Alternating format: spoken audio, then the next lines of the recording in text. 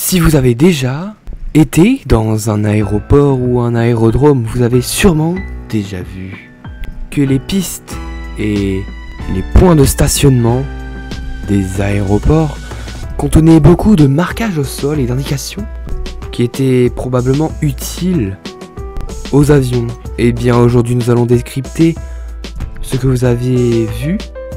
En effet, aujourd'hui intéressons-nous aux différents marquages au sol présents sur le peu de chemin qu'a besoin de traverser un avion, c'est-à-dire durant le roulage, le décollage, l'atterrissage et également le stationnement. Car en effet, un avion parcourt beaucoup plus de distance dans les airs que au sol, bien que le point de stationnement est beaucoup utilisé, mais l'avion n'est pas en fonctionnement, donc c'est pas une partie très intéressante, surtout qu'on ne la compte pas en trafic.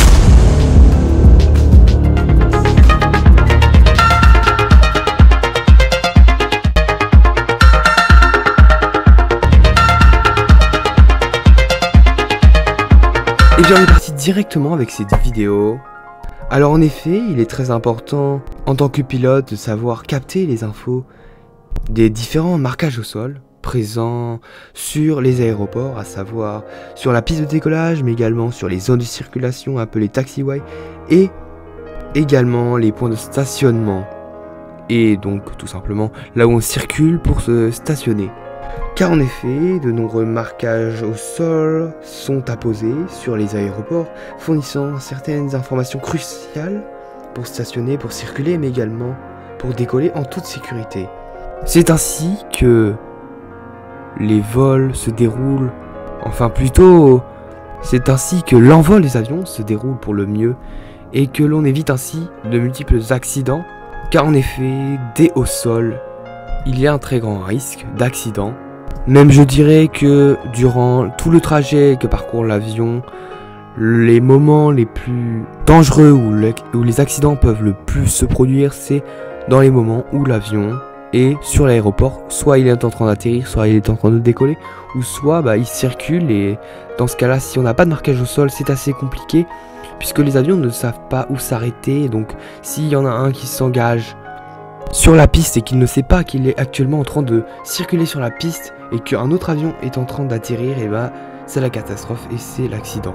Mais nous, on a des marquages au sol, donc aucun problème avec cela. Et donc souvent on se rend pas bien compte de l'importance des marquages au sol dans l'aviation. On se dit plutôt que ouais, l'avion ça a sa place dans le ciel, et que au sol, nous en tant que passagers, en tant que gens qui connaissent pas grand chose en l'aviation, eh bien on néglige beaucoup. Enfin on se dit ouais, ça c'est une piste de décollage, mais sans plus quoi. Et bien c'est pour ça que je fais cette petite vidéo. Nous parlons des marquages au sol présents dans l'aviation, sur les pistes et donc sur les aéroports en général. Commençons dès maintenant à parler des marquages au sol apposés sur la runway, qui est donc la piste de décollage et d'atterrissage, donc la piste tout court même. Donc nous retrouvons ici beaucoup de marquages au sol. Ils sont très importants à prendre en compte. Les pilotes doivent avoir le temps de prendre en compte tous les marquages au sol qu'ils voient. C'est là où il y en a le plus, je dirais, ou même les plus importants, car c'est ici que on sait par où on doit se poser, etc. La largeur de la piste, etc. La longueur, vous allez voir. Alors, le marquage le plus basique, si je puis dire, de la runway, donc de la piste, c'est donc le runway designator, qui est tout simplement le numéro de piste. Alors, nous pouvons voir qu'aux extrémités de la piste, nous avons deux petits numéros. Alors, que représentent-ils ces petits numéros? Alors, ils indiquent tout simplement l'orientation magnétique de la piste. Alors, ces chiffres se situent aux deux extrémités, comme je l'ai dit. Le nombre est toujours situé entre 1 et 36. Et pourquoi? Et bien tout simplement car c'est l'orientation magnétique. Donc 1 pour 0,10 degrés jusqu'à donc 360 pour 36. En effet, pour une orientation de 90 degrés d'orientation magnétique, on aura une piste avec une piste nommée donc 0,9. Cependant, si plusieurs pistes sont parallèles entre elles, et bien alors là, c'est un cas assez spécial puisque ils vont se nommer tous de la même manière. Alors comment les distinguer? Et bien on va tout simplement faire par ce moyen-ci. Bien, on va leur attribuer des lettres. Alors on va commencer avec L pour left, donc gauche. Ensuite, C pour center ou centre en français. Et R pour right, donc droite. Ainsi, les pistes sur un même aéroport sont uniques entre elles. Chaque piste est distinguable, du coup on peut se dire si la tour de contrôle nous dit d'atterrir sur la piste C09, et bien là on sait sur quelle piste on doit atterrir. Donc c'est pour ça là aussi c'est très important d'avoir ces marquages au sol. Ça aide également les pilotes à du coup se diriger dans le bon sens. Parlons maintenant de la centerline. Alors c'est l'un des marquages les plus classiques qu'on retrouve également sur la route, bien qu'il soit très différents bien sûr, avec des règles très différentes aussi. Alors ce sont donc des lignes, la ligne tout simplement centrale que l'on voit en pointillé. Alors cette fois-ci, rien à voir avec le code de la route puisque on ne se positionne pas à droite ni à gauche pour les autres pays, mais cette ligne nous sert bien à nous centrer. Elle sert donc à centrer, à diriger, à guider les avions pour qu'ils restent le maximum mieux centrés, pour qu'ils visent leur atterrissage ou leur décollage. Et qu'ils restent dans l'axe et qu'ils ne dévient pas tout simplement de la piste pour ne pas sortir de la piste à gauche et à droite. C'est un marquage tout simplement qui est simple mais très efficace. Parlons des marquages dès à présent, nommés les threshold marking, qui est donc le marquage de seuil. Ce sont donc des lignes blanches parallèles qui indiquent le début de la piste. Ils sont donc situés en début de piste. Ils indiquent également donc la largeur de la piste en fonction du nombre de lignes. Nous allons voir que plus la piste est large, plus il y a de lignes. Cela donc détermine ainsi le type de piste que peut emprunter l'avion. Donc si on est un gros avion, on a tout simplement besoin de connaître la largeur et calculer en fonction du nombre de lignes. Mais bon, ça normalement c'est déjà fait puisqu'on sait déjà à l'avance où on va.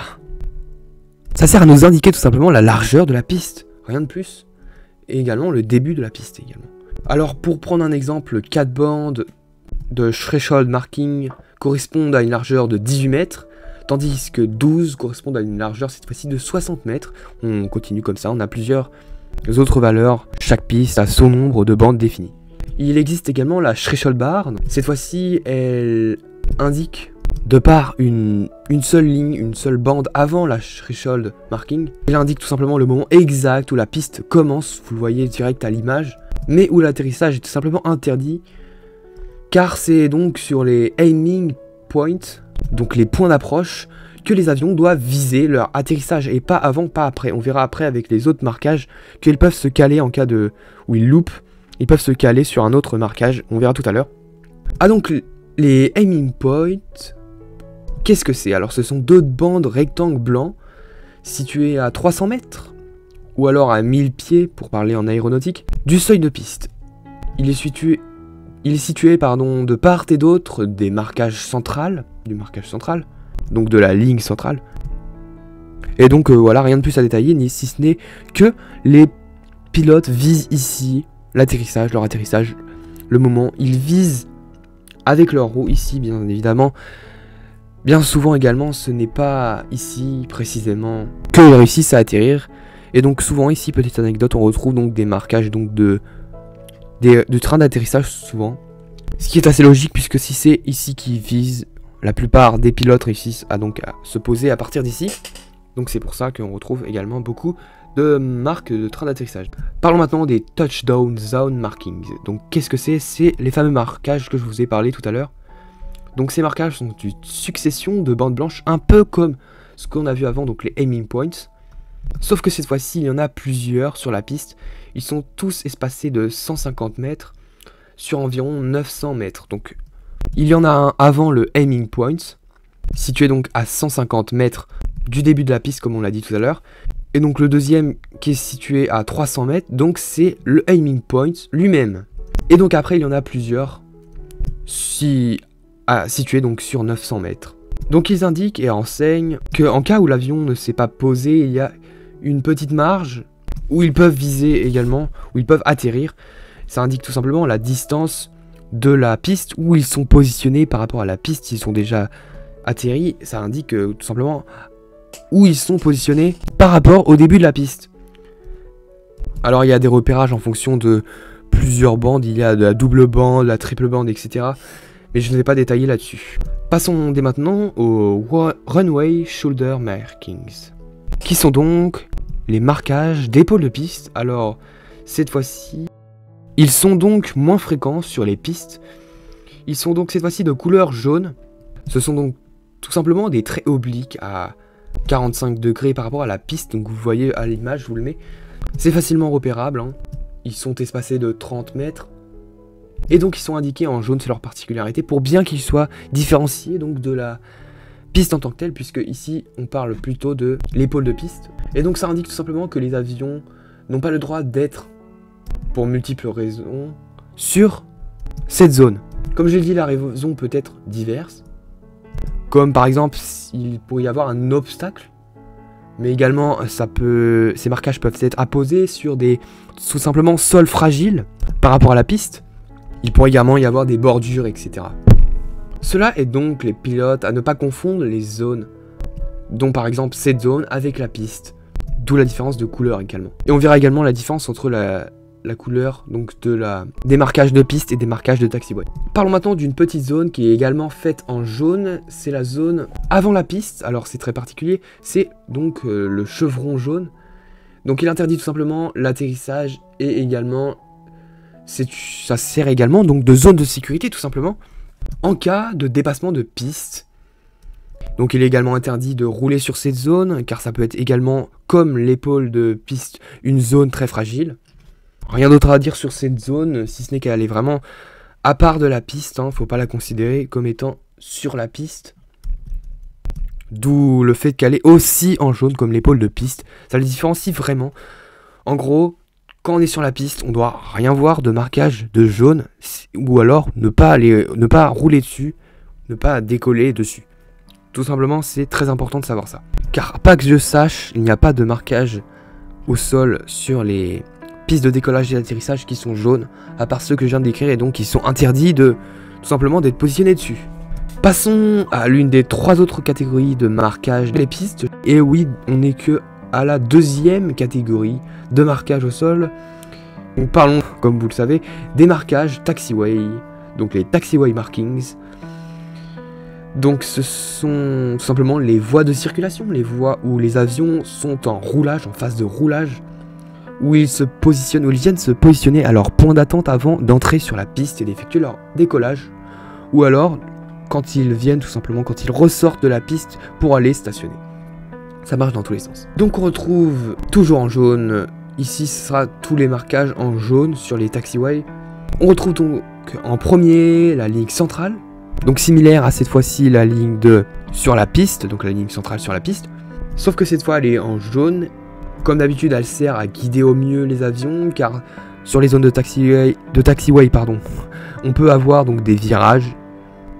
Et donc c'est important de pouvoir rester guidé, de pouvoir rester aligné avec la piste et de ne pas perdre ses repères. Donc on retrouve également les taxiway edge markings, qui sont présents pour indiquer le bord des voies de taxiway. Elles indiquent ainsi donc la délimitation des zones et aident à guider.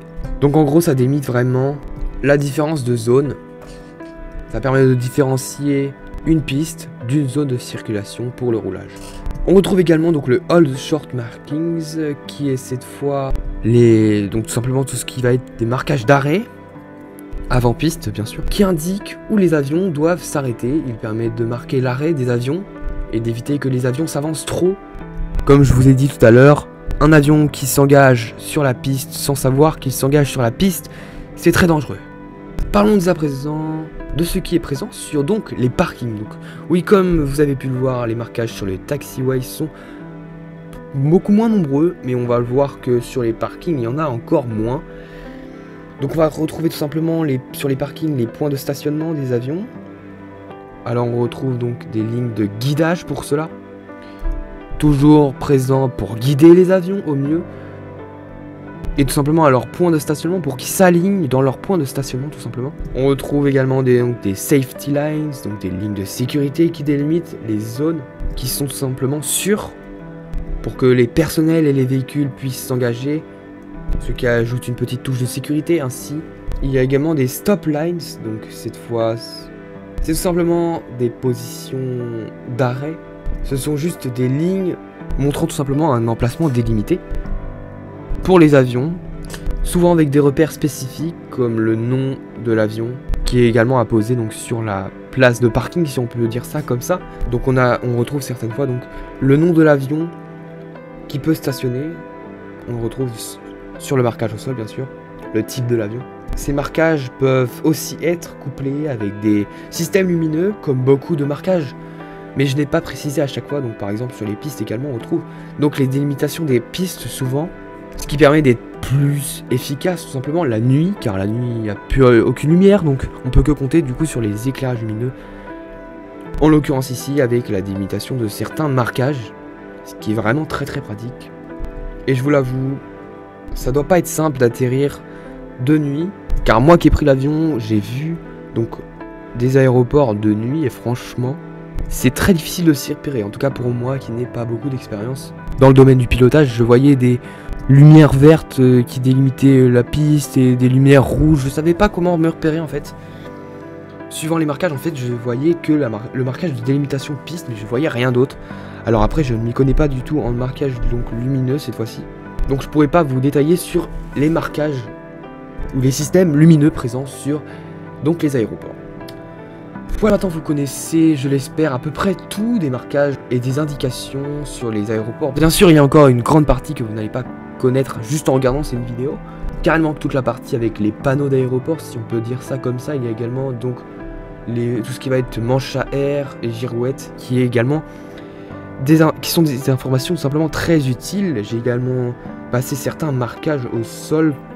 Normalement, j'en ai pas beaucoup oublié, mais j'ai essayé de vous faire les principaux et les plus importants, donc j'espère que ça vous aidera bien sûr en tant que passager la prochaine fois à vous dire ah oui, c'est là que le pilote est en train de viser pour atterrir. Ici, ok, on atterrit sur la piste numéro 09 d'orientation magnétique de 90 degrés, etc. Vous pourrez vous rendre compte quand vous prendrez l'avion la prochaine fois. Et si vous êtes pilote de ligne ou d'avion, bah, normalement vous êtes déjà censé connaître ça. Donc c'est pas un problème pour vous, normalement vous regardez pas cette vidéo. Sauf pour savoir si j'informe bien les gens ou pas. J'espère que vous regardez pas quand même la vidéo juste pour ça. Enfin voilà, j'espère que cette vidéo vous aura plu. J'espère aussi que ce type de vidéo est extrêmement plus long que d'habitude et explicatif vous plaît également. Sinon j'ai également les vidéos spéciales BIA qui peuvent vous aider à apprendre des trucs sur l'aviation, du genre les indicateurs, etc. Et nous on se retrouve sur la prochaine vidéo, je l'espère, dans l'espace. Sur ce, portez-vous bien et moi je vous dis allez, à plus.